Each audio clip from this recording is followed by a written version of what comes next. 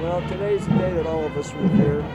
It's the one day that we all come together to recognize all veterans of all wars for their services, for the sacrifices they made.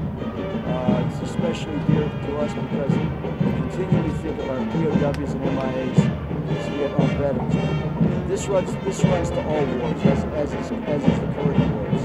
All I can say is we've all been proud to serve and we love our country. God bless America. It was the 11th hour of the 11th day of the 11th month that the peace finally came to end the Great War. The Great War, as we know it now, it was called the Great War. It was World War I, and the armistice was signed at that moment to bring peace. They called it the Great War because they didn't believe that another war could ever be mounted in such a way that would be more devastating.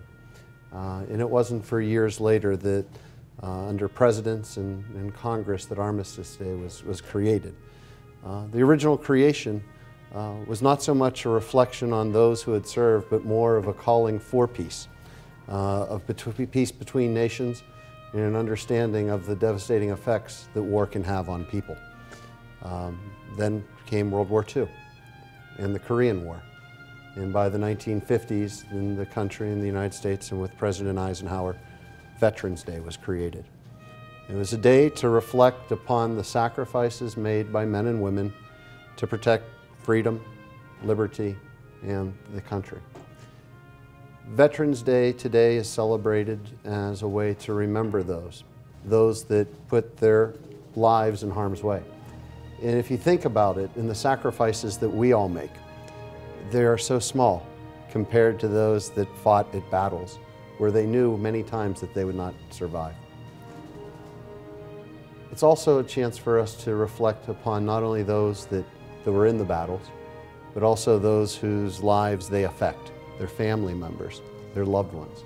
Because not all the wounds that happen on Veterans Day to think about are physical wounds. The effects that happen through war affect a person's spirit. It affects their behavior, their psychology.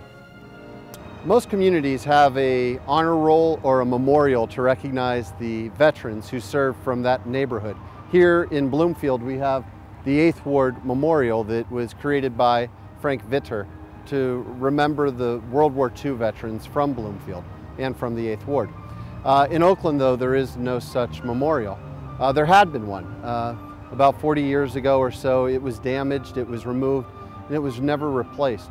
So our goal now is to create an honor roll remembering the World War II veterans who served from Oakland. There's over 1,200 of them. And furthermore, we want to make it so that we can do this in the next year or so. The effects of war are great, and I think that's why on that 11th hour of that 11th month, that 11th day of that 11th month, when they signed that peace, that they wanted to remember the importance of peace. So when we think about Veterans Day today, let us also think about the opportunity to heal. Let us think about the opportunity to look towards the individuals of what they gave, especially those who did return. And remember that it may not have been pieces of flesh that they left on the battlefield, or in that tour that tore apart their marriage, or in that relationship that are the things that they had seen. It may have been a part of them that was left there as well.